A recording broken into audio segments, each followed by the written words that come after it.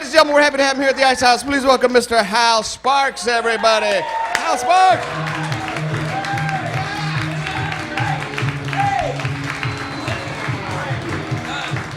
So, hi, how are you? And I know you're all thinking exactly what I'm thinking, which is, of course, is Pasadena exactly halfway between LA and Big Bear? You know, earlier this week, there were only lights facing this way, and the LAPD actually came in and put lights up around this section just in case they could spot Dorner in this area. And, of course, since they're looking in this area, that means he's somewhere over there. Did anybody read his manifesto? Yeah. Look, first of all, it's just a ranting excuse for why he did what he did. It's not a manifesto. A manifesto takes some fucking work. I know I have one. It will be released at a time of my choosing, when you all piss me off a little too much, where it goes from funny for me to fuck you. And as soon as I get to that point, that bastard is going up on Scribd.com. I'm not releasing it on my fucking Facebook page. What kind of low-rent bullshit manifesto can you post under pictures of yourself at the beach? You know what I mean? It's not a manifesto, for fuck's sake.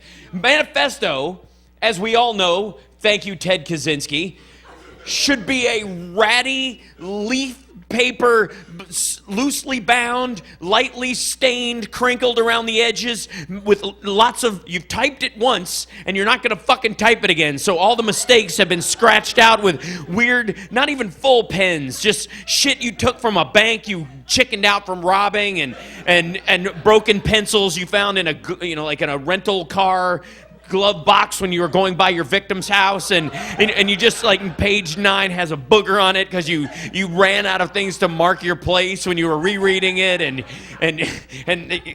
that's a manifesto. You know what I mean? There should be one fucking copy, and the FBI releases photos of it to the New York Times later. I may be modern about a lot of goddamn things, but not a manifesto, for fuck's sake. Putting Scriveners out of business. Handwrite your goddamn manifesto. Crayons and toilet paper. Crazy as possible. That's what your rules should be. When you're writing a manifesto, you have to remember, this is part of your court case later. You have to justify your actions in the nuttiest way possible. So that if you decide to go out, by going, I'm going to take the whooping that the legal system gives me, you can stand by that because you have all your reasonings, and there'll be websites set up in your honor, and fucking Julian Assange will be printing pictures of you and him that he's pasted together himself, and you'll have an actual, like, cult surrounding you, kind of like a secondary Manson family that will allow you to live on beyond, when they stick a needle in your arm.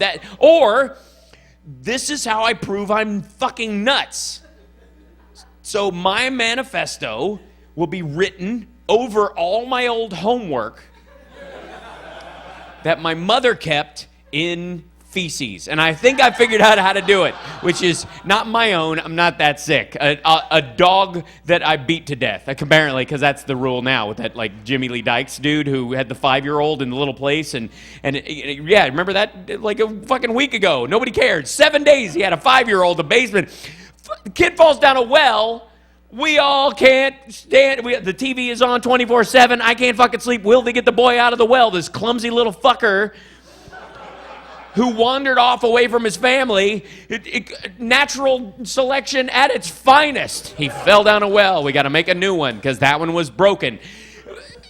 That kid gets plenty of press. We're checking in on him 20 years fucking later. This kid gets scooped up by a nutbag at gunpoint, and I'm like, I've seen this episode of CSI Miami. I'll watch that while they figure out how to get him out of there. And do you know how they got him out? No! Nobody knows how they got him out. There was a big and the guy was dead, but nobody knows. I think the kid shot him. I think they sent that kid his meds, and what they sent him was like the wrong dose of his, ADD meds or whatever, which can make you a little spun, make you a little Columbine, and a teeny tiny handgun in his pill bottle. And just with a giant fucking muzzle on it that the kid assembled pretending to play with his toy car that they also sent. And he just blew the guy's brains out, and then the cops took credit. You know, having read the manifesto, and sorry if I'm losing you, but this is important. Having read the manifesto, the problem with any manifesto, be it, you know, Mein Kampf or fucking, you know, there will always be, unfortunately, a seed of truth that bugs you agree with. That's the thing about a manifesto. The Bible qualifies, you know what I'm talking about. Like any group think, the thought form or single thought form, somebody writes down, there's going to be one part of it where you're like, this guy's, he's completely bananas. But that part, you know, I kind of give it to him. And I do share something sort of with Dorner in one way in that I used to. I used to think I hated cops. I really did. I thought I hated cops. And it turns out I just hate cop cars. Because you see your car, and you're like, I kind of like the guy. I see a cop by himself on a street corner, I'm like, thanks for saving us from the flesh-biting zombie fucking meth people. I appreciate you doing that for me, person, when I see a cop by himself. But if I see a cop car, fuck him. I turn into like this violent Dukes of Hazzard asshole. I just like, I can't wait to get away from, especially if that fucker is behind me or perpendicular to my car, ahead on the front. Oh, fuck you, fucking copper. Yeah, I just hate him. Even empty. That's how I knew it wasn't the cops. I saw an empty cop car. I'm like, fuck you. They're just leaving that there to fuck with me. They just leave it with its lights on just so I'm nervous. They're just trying to drive me crazy. Fuck you, copper. Oh, fucking hate cop cars. I love motorcycle cops, though. Big fan of motorcycle cops. I don't mind getting pulled over by those assholes. They're okay, you know what I mean? Because they risk their lives. I mean, every cop technically risks their lives, but cops on motorcycles risk their lives all the time just by being on a motorcycle. I know. I ride a motorcycle. I love riding a motorcycle. And as soon as I told my parents I was going to start riding a motorcycle, everyone in the world ganged up on me. Oh, I wouldn't do that. That's dangerous. You don't want to ride them. You don't want a motorcycle. Those are dangerous. A year earlier, I was telling my aunt that I wanted to get a scooter. She's like, oh, scooter's a great idea. Save on gas. That's a great idea. What the fuck is the difference? And here's the thing, when I ride a motorcycle, I have a Honda Fury. It's a 1300 cc's, a big fucking V-twin, and it's one of these bubbly fucking bikes, right? But I'll be in traffic, because the bike's fucking huge. I can't necessarily lane share all the time, so I'm in a lane like a car with a fucking helmet on and a big leather jacket and fucking gnarly ass boots and a chain and I'll be sitting there behaving myself, and a fucking dude on a scooter will go, yeah, right by me, in between cars, and like the teeny little bulb helmet like from the 70s, and a tank top, and booty shorts, and flip-flops, and a messenger bag spanking his ass in the wind, like that, and I'm the fucking danger to America. I told my dad I want to get a motorcycle, and he's like, Hal, you know, Carol and I'm originally from Kentucky. My dad goes, Carol and I, that's my stepmom. Carol and I have been talking, and we know you want to learn to ride a motorcycle, but we are worried because we had a good friend, Zach. Carol, remember Zach? Zach and his wife, they used to ride all the time. They are big motorcycle people. They went to Sturgis every year. They rode everywhere they went, and they loved those motorcycles. They had pictures on their piano, them with their motorcycles. They loved those things. And he is dead now. He is dead. So we're just worried. And I was like, fuck. Wow, what happened? He goes, his wife shot him in a Walmart. True story. True story. I'm like, what the fuck does that have to do with riding a motorcycle? And I shit you not, my dad goes, well, it's a lifestyle. The what? How come nobody warns you when you want? You know what kills more people than anything? Normalcy. Normalcy is a killer. Boredom, just average behavior. It's not the extreme things you do. Very few people die jumping out of airplanes with parachutes attached to their backs. But lots of people die from diet soda every day, drink after drink. You know what I mean? To the point where someone should warn you. Your parents should warn you about normal things, because that's what's going to get you in the end. You know, like, Dad, I finally got to put up I got comedy and acting out of the way. I was doing okay and having a good time, but I decided to settle down and get an office job. You know, get a cubicle. Oh, Hal. Carol and I heard that you were going to get a job in a cubicle, and we are concerned because our friend Zach, remember Zach, Carol? Zach got a job that he had actually gone to school for, and he worked in a cubicle for about 11 years, and his ass killed him. One too many Stouffer's thing gave him colon polyps from sitting at a computer all the time. Only exercise he got was that little stress ball thing. We're just concerned. We're worried. We wish you would just take up parasailing for your own safety, because statistically speaking, you have a better chance of outliving 5 trips in a parasail than 11 years in an office job.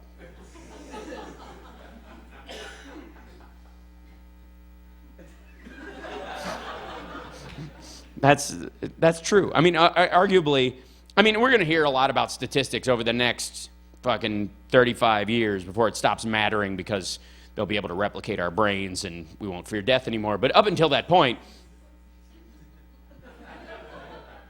I'm not kidding. You do know that, right? Well, I won't be around for it. Yes, you will. I got good news and bad news. And both of them are the same piece of information. You guys are going to live longer than any human beings who have ever lived on the planet. How do you like that?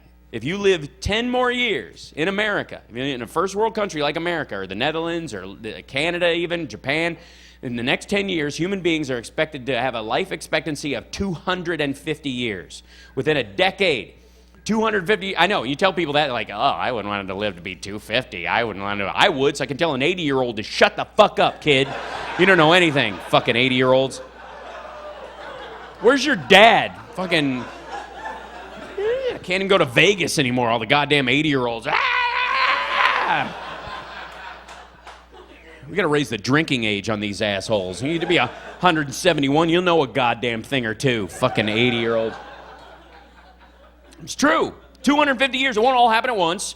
In the next 10 years, they're going to add 30 years of lifespan. In that 30, they'll add 50. And in that 50, they'll add another 100 and change. And eventually, it will boil out that if you're in this generation and you're in relative health, you will probably be capable of living at least 200 years old. And they said the first person to live to be 250 is alive right now. It's probably a girl, and she's probably 15 years old. And the first person to live to be 1,000 is 10 years younger than she is. Because once you hit 250, it's just a matter of cellular stasis, keeping the body alive after a while. Because the only thing killing us at a certain point is our immune system. That's what they've learned have done. That's what aging is. Your own immune system has lost total track of who it's fighting. It's so busy fighting all these different diseases, eventually it turns on you and starts to wear you the fuck out. And that's really what happened. It becomes like a rogue CIA agent who doesn't know whose orders he's getting anymore. He's just building a bomb, but he doesn't know if it's a dud or a real bomb, or if it's a real connection, or if he's undercover and how deep undercover he fucking is. And he's standing there in your bloodstream going, who the fuck are you? I'm a red blood cell. Yeah. What are you doing here? I work here. I'm here every day. I come through here every day. To do what? Well, mostly just bring oxygen and nutrients to and from the cell structure to kind of match with the cell wall, and then I absorb through osmosis.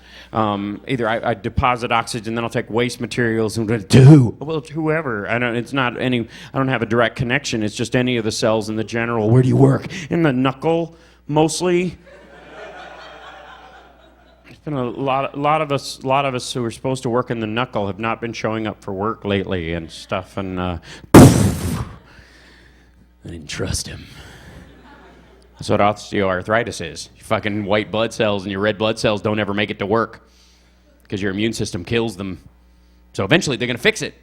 They're going to fix it. You're going to bypass the whole fucking thing. You're going to get nanocomputers sprayed in your eyes when you're, 6 months old that are going to just kill diseases, and you'll walk up to a machine and you put your wrist under it and it says you got leukemia, and they'll program the little things to go fight leukemia, and they'll go through your bloodstream and stuff, and while they're in there, they'll tan you a little bit and give you a boner. And it's really, the tech is coming, and I'm very excited about it. I happen to love tech, and it's not just because I was named after a computer. It's true. My name Hal actually is from the computer in 2001: A Space Odyssey. My mom read the book the year before I was born, and I was named after it. So my name is short for High Order Assembly Language, which is the initial AI that I guess creates the Terminator. So I don't know how. Just be on my good side. Is all I'm fucking saying. I'm not. Read my manifesto. You'll get it. The point I'm trying to make. 1,000-year lifespan, and I'm excited about that idea. I love the idea of a 1,000-year lifespan. And everybody's like, 1,000-year lifespan? Where the fuck are we gonna put these assholes? We only live 65 and change, and we're already crowded. There's like 9 billion of us by 2023. Where the fuck are we gonna put them? Space. That's where we're gonna put them. We're gonna put them in fucking space, because the nearest livable planets, by the way, of which, according to science, starting last week, is somewhere in the order of 6.5 billion. 2 years ago, there were 0 livable planets in our galaxy, according to scientists. As of Wednesday, there's 6.5 billion. Because we discovered that red dwarfs, because they have less heat than our sun, the Goldilocks zone, which is the area that's close, not too hot, not too cold. Funny scientists. On a red dwarf is actually closer, so the more red dwarfs there are, the more livable planets there will be, and numerically, 6.5 billion of the planets around those red dwarf stars are livable. Our Earth standard thing is just fucking awesome, and I can't wait to go, and we need the fucking space tube, or however we're gonna get there. But the point is, and I know this is bugging you, and it always bugs everybody, Hal, if we build a spaceship, and we head it towards Andromeda, or Betelgeuse, or one of these places with livable planets, by the time it gets halfway there, because of Moore's law of technology, the ships we build on Earth will be 70 times faster than the ship that left. So the question becomes, ethically, do we stop and pick them up on the way?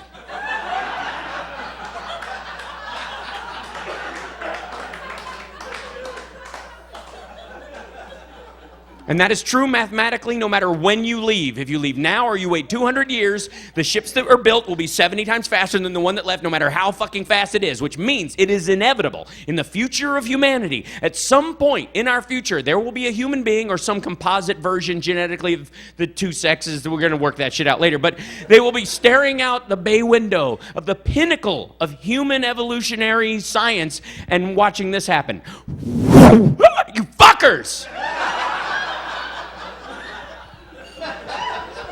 That's going to happen.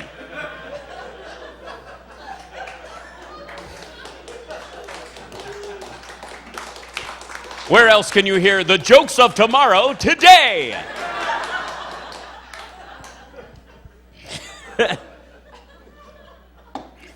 Only thing that's going to slow us down is, because we're going to master disease at a certain point. Once we started getting lead out of gas and paint, everybody started acting up, acting straight. Did you ever see that statistic recently? They charted violent crime in the United States versus lead-based paint, and they go, we can get rid of that shit too. Eventually, we're going to look back at Dorner and people like that as kind of, remember back when you used to have those in the early 2000s? That was funny. We don't have those anymore. Everybody's nice and focused on the challenges of actually making the world better. It's, it wakes us up every day. It's stressful. It pushes us, but it's not that regressionary Wild West horse shit that we dealt with in the early 2000s and part of the 90s when we thought we knew every fucking thing, and in the 80s when everybody was on coke, which explains the brain chemical focus on hyper bright colors and weird beats. Did you ever notice that drugs produce a certain kind of music? I don't do any drugs. I probably should have said this in the very beginning, but just so you know what you're tracking with. But I've never done drugs in my life of any sort. I've never drank. I've never smoked. I've never done any kind of drug. I have no interest. I have nothing against it. I support everybody's right to do it. I don't drink, but I've driven a lot of people home safely. I've held a lot of hair, folks. I'm one of the, which reminds me, bald guys must really have to be able to hold their liquor. You know what I mean? Because there's nothing to grip, and you're like, dude, fuck, your head's sweaty. I got nothing. You're just fucking grab his eyebrows. I can't. Stick 2 fingers in his ears like those corn cob holders. Toilet rolling. You know what? I'm gonna make $1 million selling the drunk strap for your bald friend.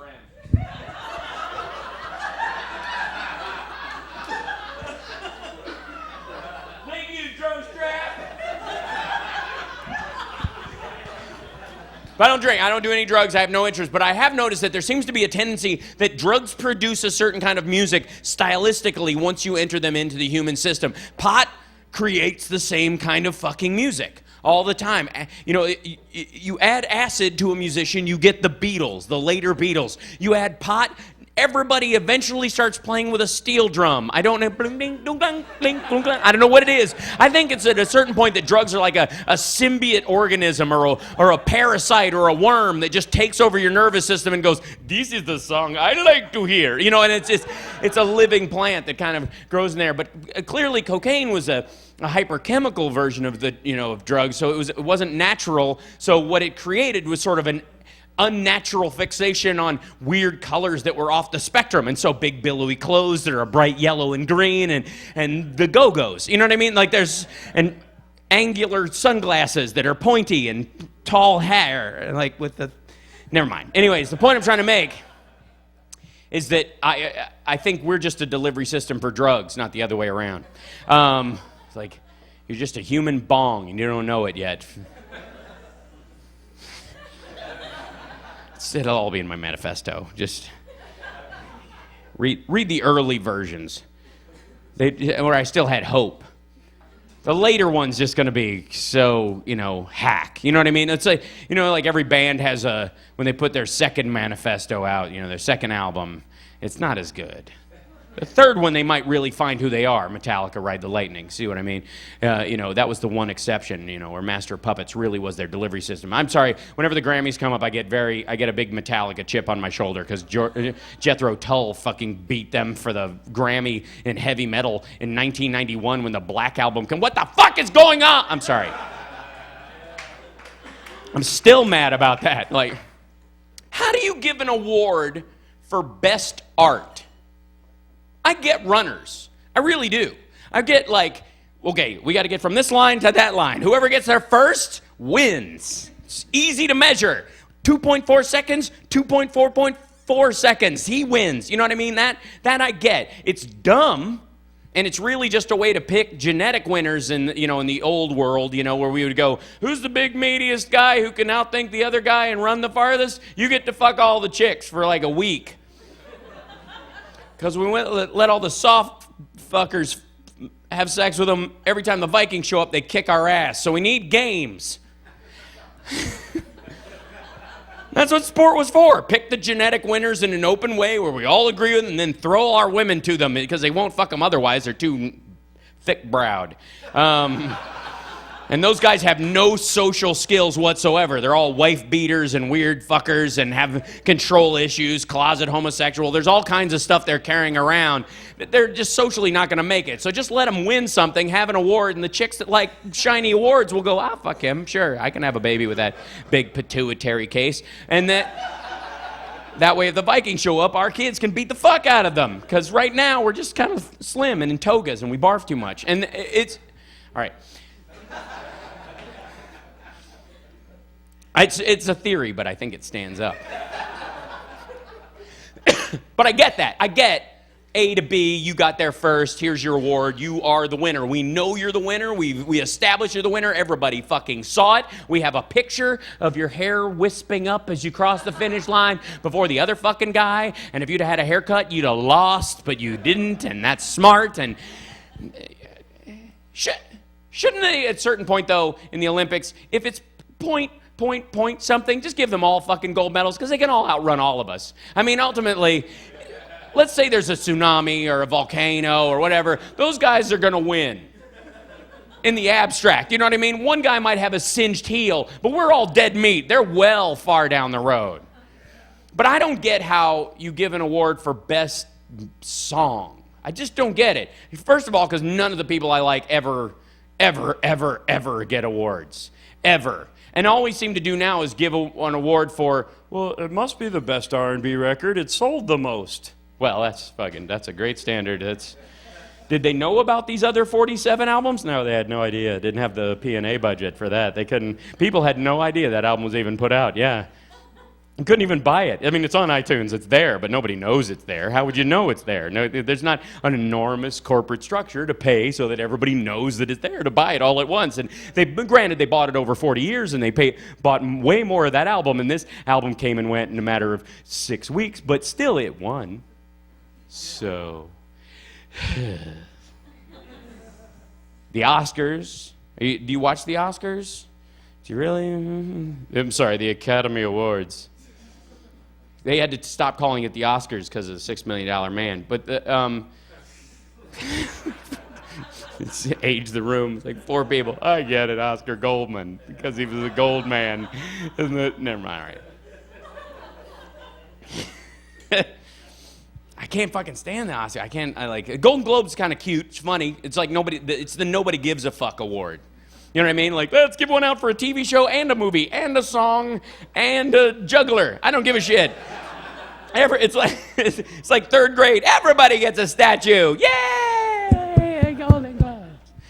The Oscars, well, we gave a bunch of these out because, quite frankly, these movies were well positioned to win Oscars this year, and they knew 2 years ago they were going to release this movie on this date, so enough people would see it, so it would get the most attention, so it would actually get in. And 16 other movies that were put out, but they're in French, so nobody watches those fucking things. And we're going to do that with this. This is going to be fantastic. And P.S., we've got a really old fucker we're going to give an award because we just blew him off for 35 years. I'd like to thank the Academy for shitting on me for 71 years. Hit after motherfucking hit. Every movie a keeper. I have one stinker and people love that more than the fucking one that on an Oscar. That was wonderful. It's good that the Academy finally acknowledged him and he had some worth. Think of your favorite movie. Did it win an Oscar? No. Especially a comedy. I mean, I don't want to have too big a chip on my shoulder as a comedian, but who's won comedy based Oscars in the last year? Marissa Tomei and Kevin Kline, the only comedy based one. And Marissa Tomei was a dramatic actress for the most part who had a comedy role in My Fucking Cousin Vinny, doing the hackest. My body clock is going crazy, and I guess it just hit the right nerve that year. That is a hoot, how women have body clocks that want to have a baby. That's one. Give her an Oscar. She normally does Shakespeare. Kevin Kline, too. He's being all silly in A Fish Called Wanda. Give him a fucking award. He normally cries a lot in movies, but we've missed him these last 7 times because his movies were put out in July, and the only ones we remember to actually focus on giving an Oscar come out in October. So he had a comedy come out in October. Let's just give him a fucking award because he normally does Shakespeare.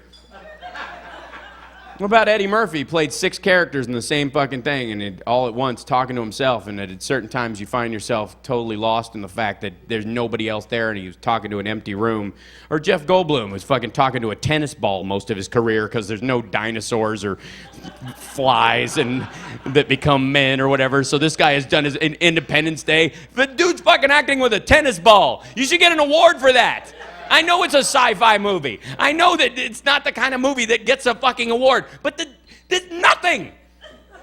He's not even in a real desert. He's standing in a green room with a fucking guy with a fishing pole with a tennis ball, and he's crying his fucking eyes out. I was part of something special, and it's a tennis ball. Anybody can act well when you have Anthony Hopkins and Emma Thompson standing there getting all fucking weepy and... That's easy. The heavy lifting of acting is ridiculous fart comedies, superhero movies. Can you imagine? Okay, picture this. You're an actor. You're a well-to-do actor. You've done a lot of great projects, and you finally get your breakthrough role. You are playing Daredevil in the remake of Daredevil.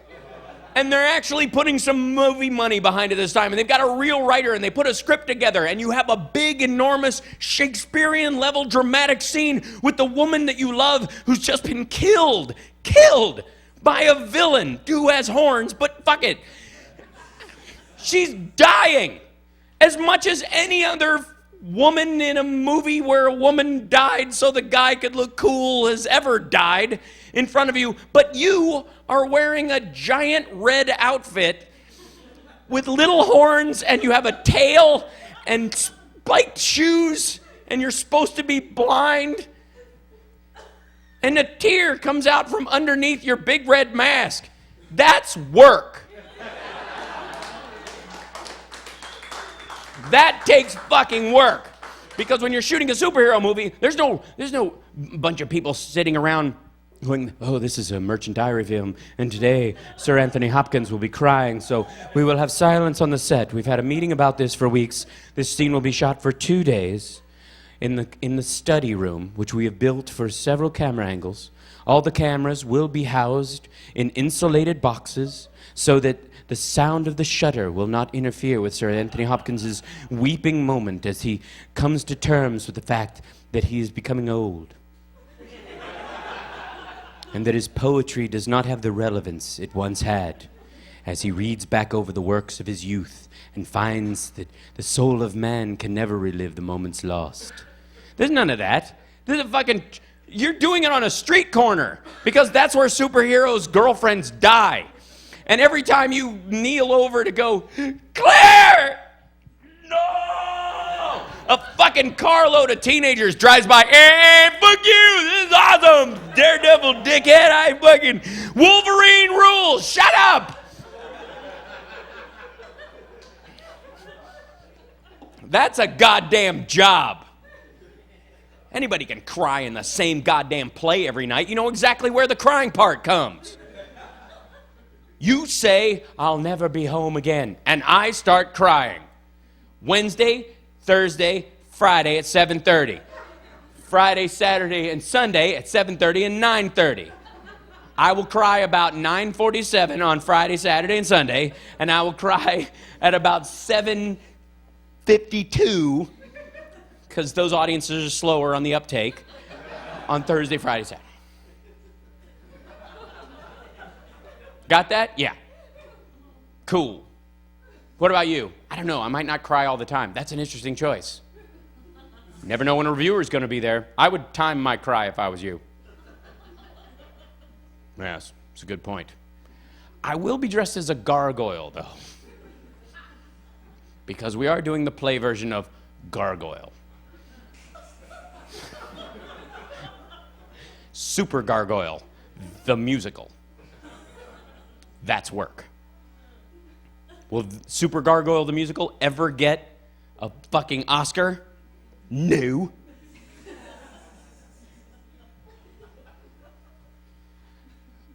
I'm, of course, all of tonight not doing my normal act. I am quoting directly from Christopher Dorner's Manifesto.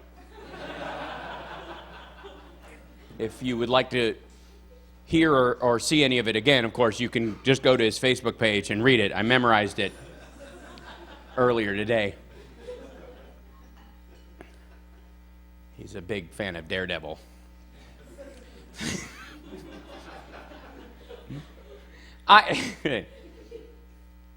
The Emmys I like, because TV is bullshit, and there's too much of it. So the Emmys are there just so you notice some of it. You know what I mean? There's now 500 fucking channels. And most of it is shit reality. As Chris referenced earlier, the rednecks and the fucking Pawn Stars and the History Channel is playing reruns of Future Weapons. That's going to rip the space-time continuum at some point. That's dangerous. Think about that.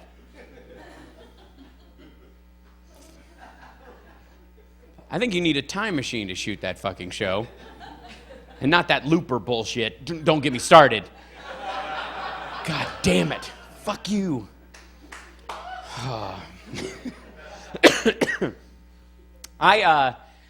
those of you that don't recall when I said earlier, I am originally from Kentucky, where intelligence is a 4-letter word. And I didn't have a TV till I was 15 years old. I didn't actually watch television until I was 15. I'd seen it a couple times. Grandmother's house, used to go there and watch Muhammad Ali fights because she was a big fan. My great-grandmother is half black, and so she was in love with Muhammad Ali. And so she and she would watch him and Spinks or whoever he was fighting, because they were heavyweight fights, and she would call them the love fights, because after 4 rounds they would start hugging each other. It would be all like... She would have been a fan of Queer as Folk. I'm just saying that there's a type of woman that likes that kind of thing, and most of them can't believe to this day that Barry Manilow is gay. You know what I mean? Like the... Yeah.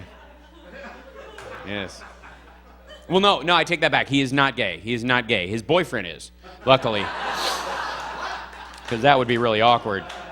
Can you imagine if you're straight, but and your boyfriend was straight too? That would be weird. I mean, how would you pull that off? I guess that's the only way you would really. All right. Point is, and I thank you guys for sticking with me, by the way. None of this material is stuff I've written. This is all, I do shows like this, especially in the LA area around the Pasadena,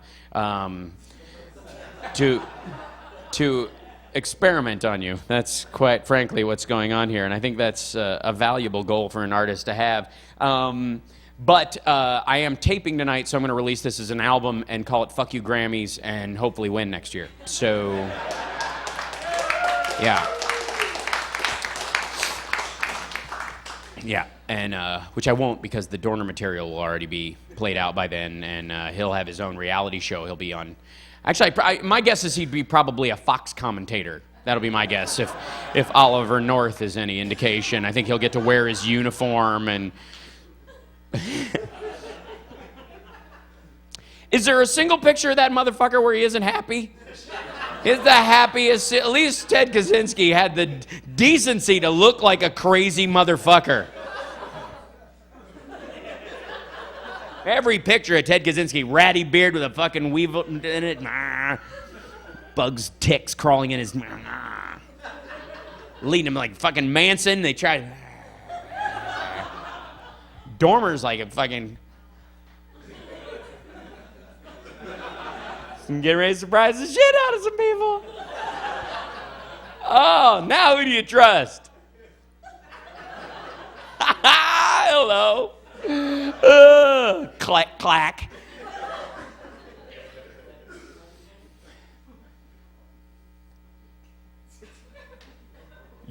How much do you weigh? But 251? That's pretty sweet. That's a good height. And how tall are you? 6 foot? Okay. We're 2 inches from having to call the cops. And you're by yourself. I'm just saying a haircut change might maybe wear a hat. Because they're not bothered. They shot 2 old Mexican ladies delivering newspapers. They don't give a fuck. And you are a strong, powerful black man with a very tight haircut. And you have a lovely smile. I fear for your life. Yeah, exactly. Well, that's a safe place to be because he'll be in Pasadena. So how many gun deaths since Newtown is it? Is it 1,600 in this country? Yeah, 16. Now, here's the thing. The big solution put forth is more guns. We need more. Everybody in here strapped, visible, especially women. Guys have a handgun. Women have a pink handgun, so you can be seen from a long way off. Or an AK-47 with a silver fucking grip on it and a fucking walnut stock with your face kind of etched in it with a Dremel and a sticker on it like in fucking Call of Duty where you can mod out your guns and you can get a gold barreled one and all this kind of stuff with a fucking under rocket launcher shit. And the ladies carry that because that's a lady's weapon. Open the stock, a little place for your ID and cash. And everybody will be armed, and we'll all wander around knowing that the mental health statistics in the United States point to the fact that we have 330 million people. If 1% of Americans are crazy, and mental health statistics for every country point to about 12 to 15% of any general populace, but let's just play 1%. That's 3.3 million people who are fucking batshit. And let's say maybe half of them are ambulatory, not the shit your pants, live in your mom's basement type, but the actual like have a job and are hiding it part. So let's go to 1.5 million. Let's short it down to there. Let's say a third of them actually can stitch 2 thoughts together, not like the dudes who walk around Venice like that, where they're just kind of like, I don't care, I can't focus. Smash. Let's boil it down. A third of them, 500,000. 500,000, right? That's 10,000 a state. Every state has 10,000. This is the absolute bottom end.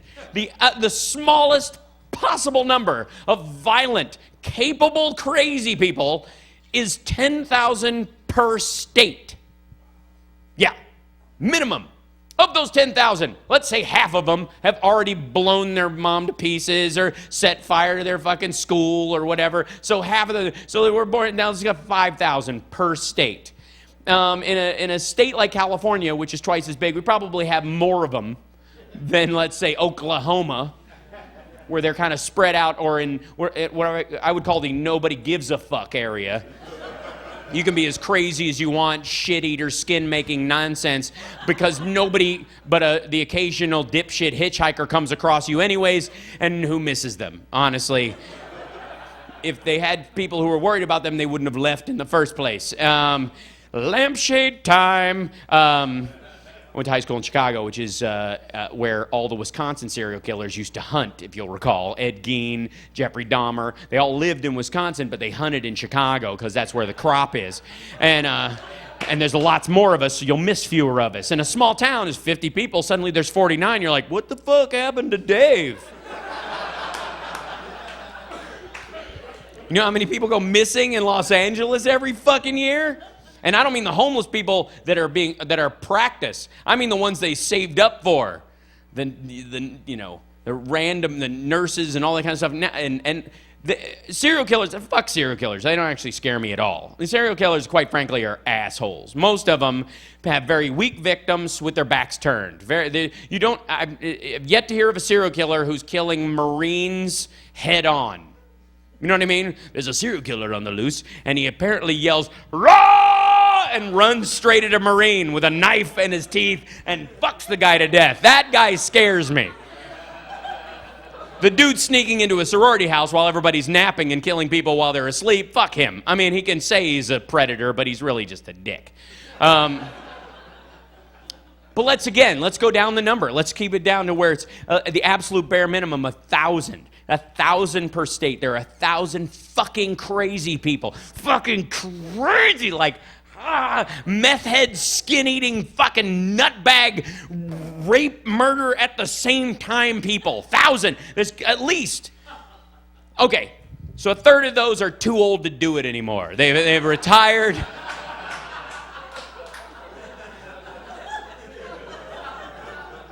They just don't have it anymore. They can still murder, but only if the person's already, busy doing something else, with their back turned. The rape, they need a pill. The third of them gone that way. So 300 of them out, because they want to bite your fucking face off, but their teeth will fall out. So they, click, shit. Who's this old fucker gumming me? Years ago, you would have feared me. Another third of them are just too young. They're not quite teenagers yet, but they're that fucking kid in middle school. You're like, that fucking dude eats pencils, and he's this close away from killing all of us during a game of Foursquare. Gun in his backpack, knife in his fucking boot. That kid.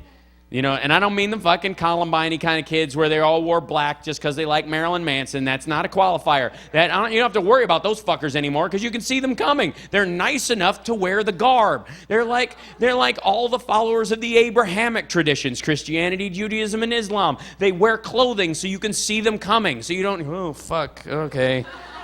Unlike Scientologists, who, unless they're working that day, aren't wearing the shirt, and you're like, oh, fuck, I didn't realize I was talking to you at a party for an hour, and then you sprung it on me. So 300. Let's say there's 300 fucking crazy people per state in the United States right now. Capable adults with driver's licenses, no criminal record yet, because they haven't either found the victims or they've all been pets, still can buy a gun anytime they want, and even if they did have a criminal record, all they have to do is drive to Louisiana after they've killed their parents and buy them out from a suitcase dude in a hotel room like Travis Bickle in fucking Taxi Driver. 300 per state. That's the number. That's the absolute root Bare minimum. That there cannot be less than that, and arguably there are more. And here's the thing. According to the FBI, there's only 500 active serial killers in the United States at any given time. 500. That's amazing. I feel so much better. There's only 500 of them. That's 10 per state. I can avoid that. Who doesn't know what a serial killer looks like at this point? And they only kill strangers. That's why I'm nice to everybody. Introduce yourselves to everybody you see. Hi, Gary. Gary, it's Gary. Hi, I'm Hal. Nice to meet you, Gary. Pleasure. Gary Franken. Gary Franken. Nice to meet you, Gary Franken. It's a pleasure to meet you. It's good to see you. Yeah. No, I don't know any of those people. Bye. 500 active serial killers in the United States at any given time. 500, 10 per state. And I bet we have more than our fair share. Yeah.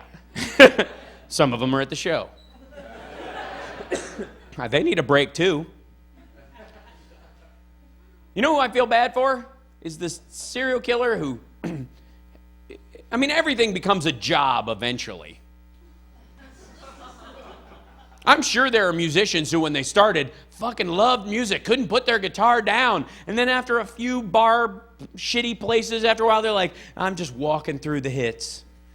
I sold 50,000 records last year, and it was kind of okay, and I'm certainly paying my bills, but my heart isn't in it. Where's that serial killer? Sorry, can you roll over a little bit?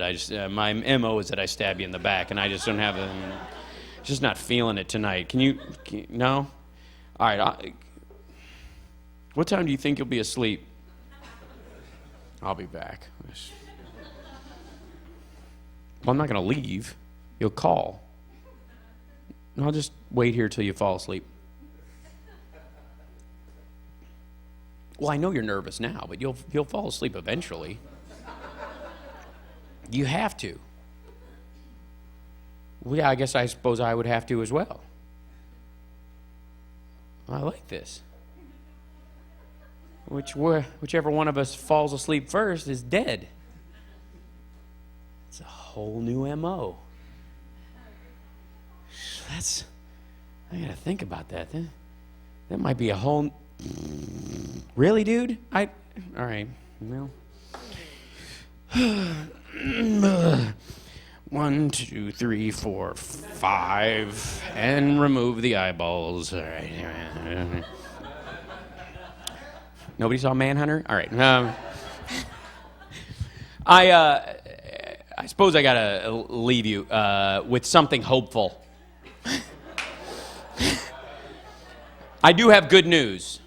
I really do. And here's the thing, like I said, you know, when you tell people something like that, it's a horrifying statistic, and it is absolutely true. But here's the thing, people are so untrusting in their own minds. They don't think I hate other fucking people. This whole country's full of dumbasses, and there's an idiot with a gun around every goddamn corner, and you can't trust anybody, and why can't we leave our doors unlocked? And I don't trust people at all. Bullshit. You are the most trusting group of motherfuckers ever. You trust blindly every day. It's called traffic. You drive down the street against the tide of other people going the opposite direction at the same breakneck speed you are going at, and the only thing between you and them is a yellow line you've agreed on. Do you know how much fucking trust that takes? You know how far out on a limb? You don't know any of those motherfuckers, and they're driving by the thousands every day. Every street you turn down, maybe the occasional one warns you because he pulls a little this way, and you're like, oh, I don't trust that guy. And I'll remember for the next 6 blocks not to trust that guy. Fucking, what was that, right? White Chevy. What was that white Chevy doing? That fucking white Chevy. Meanwhile, blue sedan has gone by, and fucking Land Rover. Who the fuck are those assholes? You don't know them. Even when you do, you might spot one. Oh, fucking Gary, I'm turning. I don't know, guy. You trust so much every goddamn day. So that's your reality. Your reality is not fucking Dorner or Newtown or any of that kind of stuff regularly. Your reality is blind trust because you got shit to do. You got to get somewhere. I can't think about 50 serial killers per state because I have to be at work at 9. And my hair isn't dry yet. I don't have time. So in the future, when we all have 250-year lifespans or 1,000-year lifespans, depending on how well you eat right now, there will really only be one thing that will kill us, and that's us. Either accidents, which Google car will solve that shit for the most part, and buoyant planes and solid fuel, that's all coming. So those planes, when planes crash, they'll kind of bounce and pad up as opposed to bursting into flames and roasting you in a little can. They're fixing that. They really are. They're using, just the switch to solid fuel would save hundreds of lives every year from the fucking plane crashes that don't happen. But the point I'm trying to make is, the only thing that'll kill us is us. Us just killing us just for sport or accident or just to be an asshole. But science has fixed that too. Science has figured out a way to solve that. And I don't know if you know this, but last year, the greatest advance in science happened in the history of mankind. And I'm, of course, talking about these scientists in Switzerland who figured out how to bring back the dinosaurs using chicken DNA.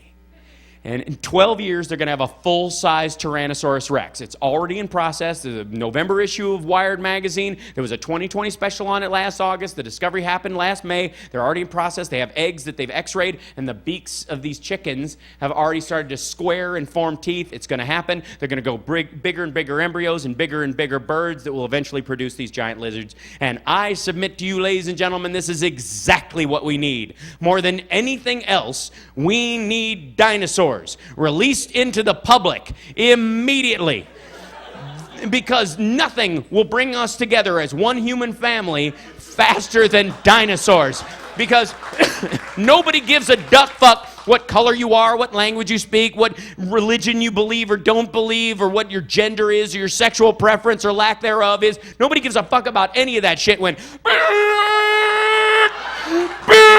is running around the neighborhood. Nobody gives a fuck. Nobody cares.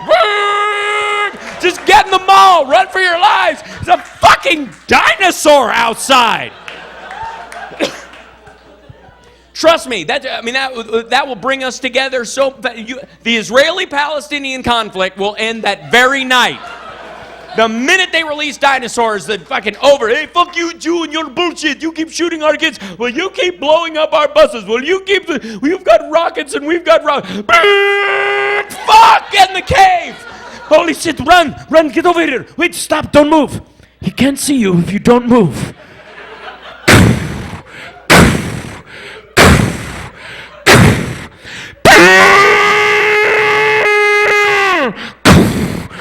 Get inside. I'm sorry about the smell. I shit myself when I was running.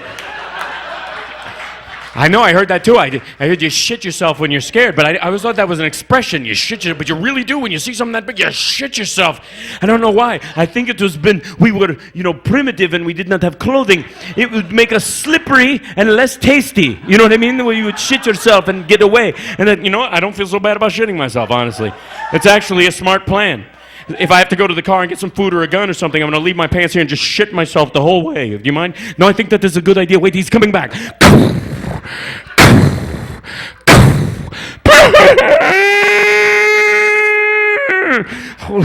That motherfucker has bits of my brother in his gums. What kind of an asshole would bring back the dinosaurs? I know, you would think that an animal of that size, their lung capacity would require too much oxygen for the modern atmosphere. I know, I saw that special on the Discovery Channel too. And yet they have figured out how to do it. I think it's the chicken DNA. It's probably that fucking chicken DNA that... Fuck. Look. I don't know how long we're going to be trapped here, my friend. Would you like some hummus? Thank you guys so much. I think I'm all right. I never saw a light. I don't want to shortchange you. Are we good? We're cool. I will leave you with a dick joke because I think it's only right, after all that brain stuff. I almost apologize. It is Sunday, for fuck's sake. I think we can all agree that premature ejaculation is a matter of opinion. And if you're going to have sex tonight, please practice safe sex. I wear ribbed condoms, but I wear them inside out. Fuck her. You know what? I paid for them. Ribbed for my pleasure. All right, take care. Thanks.